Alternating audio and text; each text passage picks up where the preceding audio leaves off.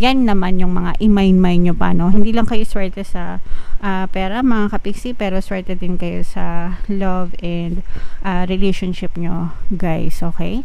So, combo yan, combo na swerte sa pera and swerte din kayo sa love and relationship, okay?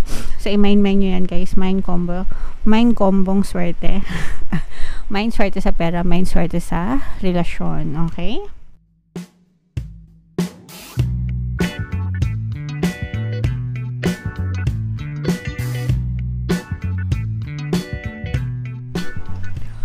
Hello guys, hello Virgo, welcome back to Pinay Pixie Tarot. Ang pamagat ng episode natin for tonight is monthly horoscope para ngayong April para sa Virgo, Sun, Moon, Rising, Sign, and Venus. General reading lang guys, pwede mag-resonate, pwedeng hindi, combination ng positive and negative energy. Sa dulo ng video guys, magkakaroon tayo ng yes or no pick a card reading. Ito yung deck na gagamitin natin. Pwede kayo magtanong ng isang tanong, answerable by yes or no, tapos tingnan natin yung sagot ng tarot sa inyo guys. So, sa dulo ng video yan mga kapiksi, kaya make sure na tapusin nyo yung video hanggang sa dulo. So, tingnan natin yung mga messages para sa inyo guys. Wow, we have within the next few months. So, ito yung mga mensahe galing sa inyong mga gabay, mga kapiksi. Meron tayong wait, no? And meron din tayong compromise. Okay, so pagsamahin natin, excuse me. Pagsamahin natin tong dalawa guys. Within the next few months, ito yung timeline guys, no? Timeline from the universe mula sa inyong mga gabay na within the next few months, pagpasok ng April, mga kapiksi, maaari ka makita ng mga movement guys, no?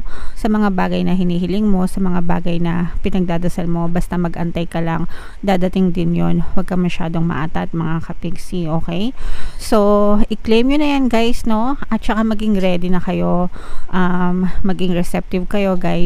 Pagdating sa receptivity guys, yung affirmations na gustong gusto kong sinasabi is I am receiving it now, I am receiving all the blessings that the universe has for me. Kasi nasa receptive state kayo nun eh. Pag sinabing receptive state guys, ready to receive, no?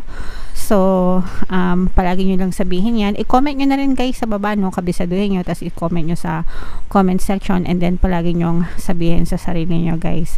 Ulitin ko lang, I am receiving it now, I am receiving all the blessings that the universe has for me, okay? So, dadating din yan, huwag kayong mag-alala, huwag kayong maatat, pwedeng mapatagal, pwedeng mapabilis, depende sa resistances nyo, depende sa kung ano yung mga blocks nyo, ganyan. Syempre kapag less yung blocks nyo, more persistent kayo, mas mapapabilis. Kapag ka naman masyado kayong anxious or nagwo-worry, maraming negative emotions, pwedeng mas tumagal. So kung ako sa inyo, feel good na lang mga kapiksi. Alright? Okay. And then compromise guys, no? Matuto tayong makipag kompromiso sa ibang tao. Yun yung sikreto ng pagkakaroon ng magandang relationship mga kapiksi. Hindi lang puro tayo, hindi lang puro sila, dapat 50-50 palagi, dapat share palagi mga kapiksi, okay? So yeah, make sure na makipag-usap kayo dun sa mga taong nasa paligid nyo, sa relationship man yan, sa person, sa trabaho, sa negosyo, whomever mga kapiksi. If ever man na applicable sa inyo, kailangan mag-set kayo ng expectation sa isa't isa and magkaroon kayo ng some kind of agreement na panalo kayo, panalo din sila. Alright? Okay. So, comment down below guys if feeling nyo naka-resonate kayo dyan, Virgo. So, ito naman guys, shuffle naman natin to. Tingnan natin yung mga mensahe para sa inyo ngayong mga tawag dito, paparating sa inyo ngayong April guys. Habang sinushuffle ko to, panoorin nyo muna yung video natin regarding sa ating paano mag-manifest ng abundance video course. Kapiksi, sawa ka na ba sa mga struggles at hirap sa buhay mo? Masipag ka ba at masikap sa buhay ngunit hindi ka pa rin umaasenso? Ilang beses ka na bang nag-attempt magnegosyo at mag-invest pero palagi ka pa rin nalulugi? Sa pagkakataon na ito ay maaaring may subconscious beliefs ka na nagiging balakid sa iyong pag-unlad at pagyaman. Introducing, paano mag-manifest ng abundance video course. Dito ay matututunan mong ma-overcome ang mga balakid mo para tuluyan ka ng umunlad, umasenso, sumagana, maging matagumpay, successful at maswerte sa iyong kabuhayan, pera, trabaho, negosyo, salapi at kaperahan ng bonggang-bongga. Dali, mag-send na ng email sa pinoypixie@gmail.com at simulan na ang iyong pagyaman ngayon. Alright, so sabay-sabay tayo magpayaman ngayon 2024 mga kapiksi. Mag-avail na kayo ng course guys kasi sobrang ganda talaga niyan. And good news mga kapiksi, dahil ngayong March until March 31, magbibigay ako ng free 1 pampaswerte subliminal sa lahat na mag-avail ng course mga kapiksi. Kaya mag-avail na kayo guys, sobrang ganda niyan. And meron din tayong email coaching, manifest your desires using the law of attraction. If meron kayong mga specific na gusto nyong i-manifest guys, pwedeng love and relationship, pwedeng money or career mga kapiksi, pwede kayo magpabook ng email coaching session with me.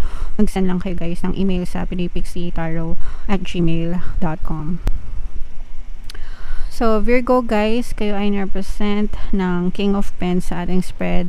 Ito yung negative and positive energy. Unahin natin yung negative energy guys, no? Maaari kayong mabiktima ng panloloko, betrayal, backstab. Parang merong sasaksak sa inyo patalikod. This is somebody na kilala mo from way before pa. Ibig sabihin matagal mo nang kakilala itong person na to. And ito'y magdudulot ng labis na kalungkutan sa'yo. Malungkot din siya, especially kung let's say for example pwedeng ano to guys parang mag best friend kayo tapos parang nagkaroon kayo ng problema sa pera, nagkaroon kayo ng issue sa pera, so pwedeng umutang siya sa'yo or umutang ka sa kanya or kung sino man mga kapiksi, pero parang nagkasira kayo sa pera, naging issue nyo yung pera mga kapiksi. Pwedeng tinakbuhan ka, ganyan, tapos parang nalungkot ka kasi parang hindi mo naisip na pera lang pala ang katapat nitong person na to. So yeah. Okay lang yon guys, I mean basta mag-ingat kayo, no guys. Pagdating sa pera, sabi ko naman sa inyo guys, iba yung tumutulong, iba yung nagpapautang, kasi pag sinabing utang, 'di ba, nandun yung risks na 50% pwedeng ibalik sa'yo, 50% hindi, diba? Pero kapag tumulong ka, kusang loob, walang expectation na babalik sa inyo. So, basta mag-ingat na lang kayo guys, kasi baka ma-scam kayo sa pera or maloko kayo sa pera mga kapiksi. Okay? Sa good side naman guys, lalo naman kayo nagiging maswerte pa sa kaperahan mga kapiksi. Nakikita natin yung energy nyo ng money, sobrang hinahatak yung swerte, hinahatak nyo yung swerte pabalik sa inyo. So kung meron kayong mga losses, let's say for example meron kayong mga financial losses dahil naloko kayo sa pera, na-scam kayo, ganyan, or whatever, babalik naman siya sa inyo in many forms, no, or in different forms. Ibig sabihin, pwede nyo mabawi yung mga pera na yun na nawala sa inyo sa ibang pamamaraan. Okay? Lalo na kung mabuti naman yung intention nyo, hindi naman kayo nanlalamang sa kapwa, talagang yung balik ng swerte sa inyo is bonggang-bongga mga kapiksi. So eto guys, imay nyo na tong mga swerte na to: mind money, mind abundance of money, mind swerte, mind good luck, mind good fortune, mind pabalik yung swerte. Kasi yun yung nararamdaman ko, pabalik yung swerte. So yung swerte, parang never naman siyang umalis sa inyo, pero parang pababalikin nyo siya ng mas, no, mas mataas na version, mas malakas na version, ganyan, parang mas hahatakin nyo pa pabalik yung swerte sa inyo mga kapiksi. Alright, so good job kayo dyan Virgo, swerte. Meron din tayo guys mga pampaswerte subliminals, no? Pakinggan nyo talaga para ma-attract nyo yung swerte, abundance sa buhay nyo. So ito guys, nakikita natin may bagong opportunity na pwede pang kumatok sa inyo guys, pero parang medyo pressured, may pressure na kasama ito, no? parang nape-pressure kayo sa investment na to. So, kung hindi kayo komportable sa isang investment, mga kapiksi, huwag nyo ituloy, diba? Common sense naman. Hindi ka nga komportable, ba't mo pa itutuloy? Lalo na pag mga invite, syempre baka na nahihiya ka lang, nakikisama ka lang, paano kung scam pala, diba? So, dapat marunong kayong magdesisyon.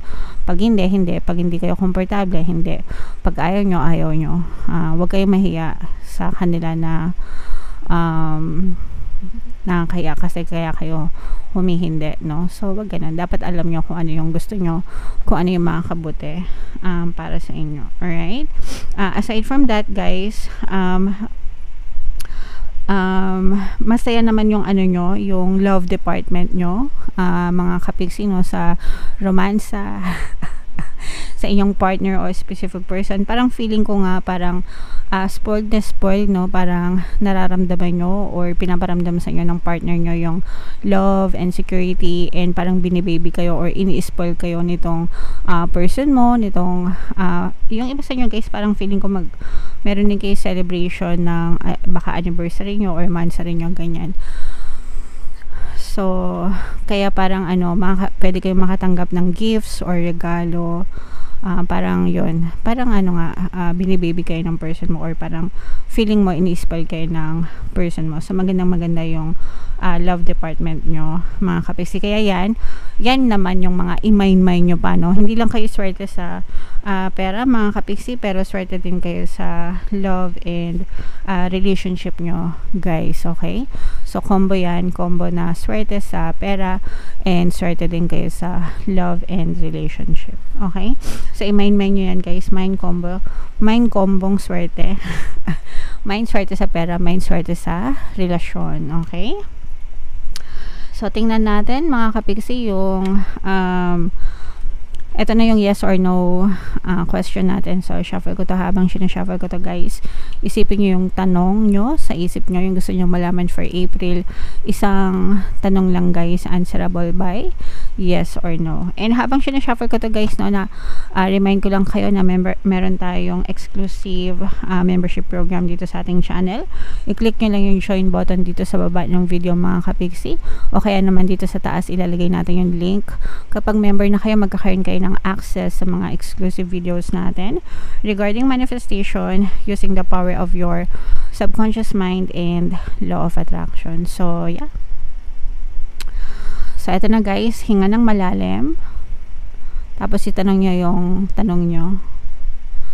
And then, pili kayo ng isang card, guys. Card 1, card 2, card 3. Kung card 1 ang napili nyo, ang sagot sa tanong nyo ay no. Kung card 2 ang napili nyo, ang sagot sa tanong nyo ay no. And kung card 3 naman ang napili sa nyo, guys, ang sagot sa tanong nyo ay yes. Alright?